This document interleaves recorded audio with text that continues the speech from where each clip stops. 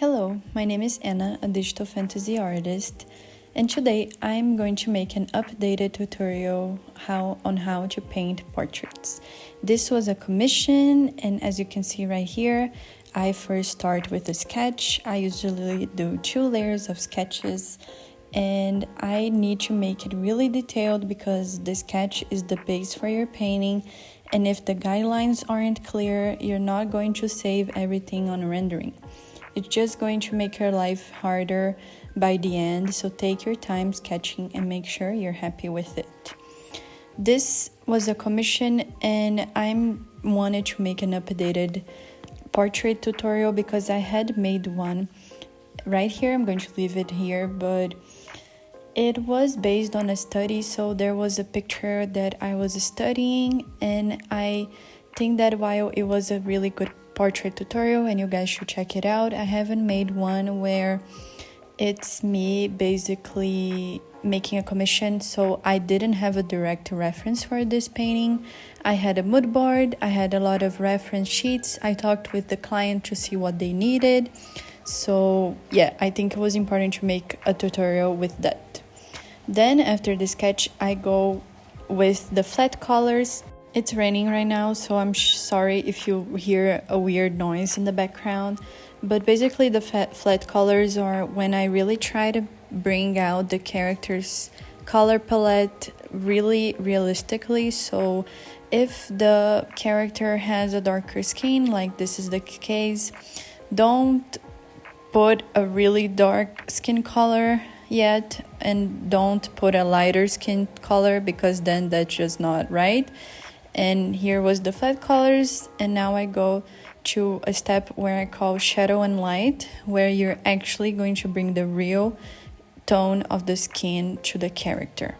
So just be mindful that this is basically what you're going to do. For this step, I usually just use an airbrush, so it's not really supposed to be detailed, and it's just supposed to help you guide the rendering stage. So basically just leave down like the darker values and then the lighter highlights and values, and then try to put in some bounce light, some indirect light.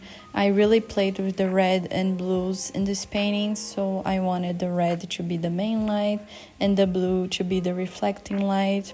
Something else that I do in this stage is to use the color balance, use like the multiply layer, color dodge, and the linear dodge to really bring out the colors that I want for this painting before I go to this step that is the first rendering.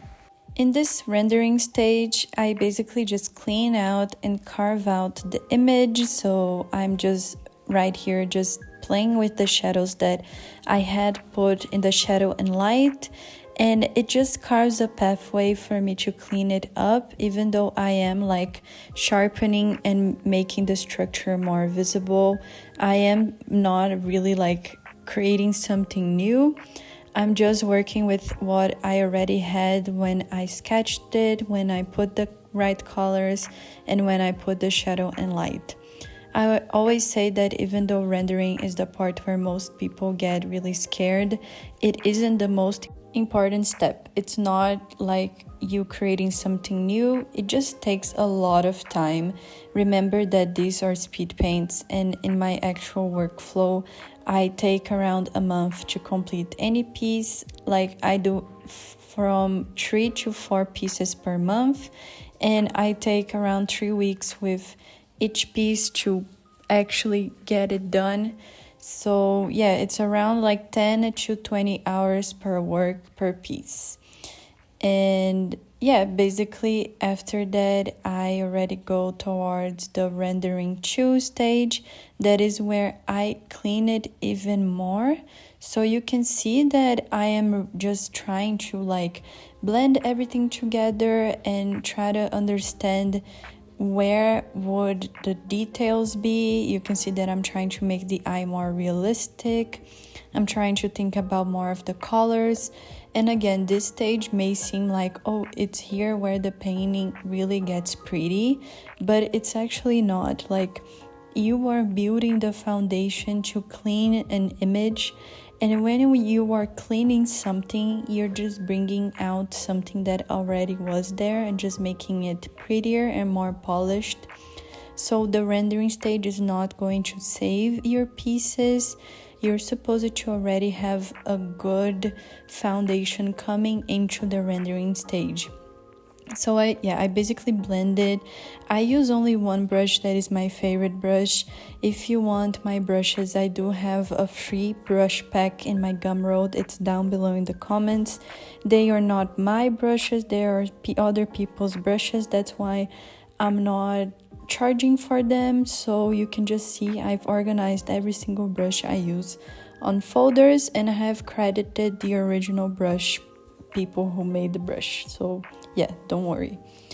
And that's basically it. It just takes a long while, but I go and I clean and I zoom out to see if it looks good, and I perfect it. Sometimes I use Liquify to move in like things that I didn't like. And yeah, it's never like lost. You can always change things that you don't like. If your client wants to change little things, you can always change it. You can see that I did not merge all my layers yet, so I still have some space to redefine the things that I don't like. And something else that you need to notice is that I'm still not adding any textures. I do only use one brush. In the most, I change the brush for the hair and metal because they are different surfaces, but I do not think about textures and final details at the moment. I'm just blending everything and making sure everything looks pretty and everything makes sense together. Again, this takes lots of time, so please keep in mind that I am taking breaks. I am standing, I am just thinking about other paintings, I am drinking water, I am sleeping. So don't have such high expectations on yourself that you're going to be able to complete these kinds of paintings in a week. Here I am detailing more the metal. So for example, if this character had clothing, or if I was doing a full body piece and it had like dress, I would take this time to actually paint in the dress, add textures, add details. Metal, it really shines, and there is some like kind of really hard surfaces and sometimes a bit of more noise. So it's interesting if you can add different brushes to create these different textures. I have added freckles on his face as well, and I'm adding final glows and putting my signature.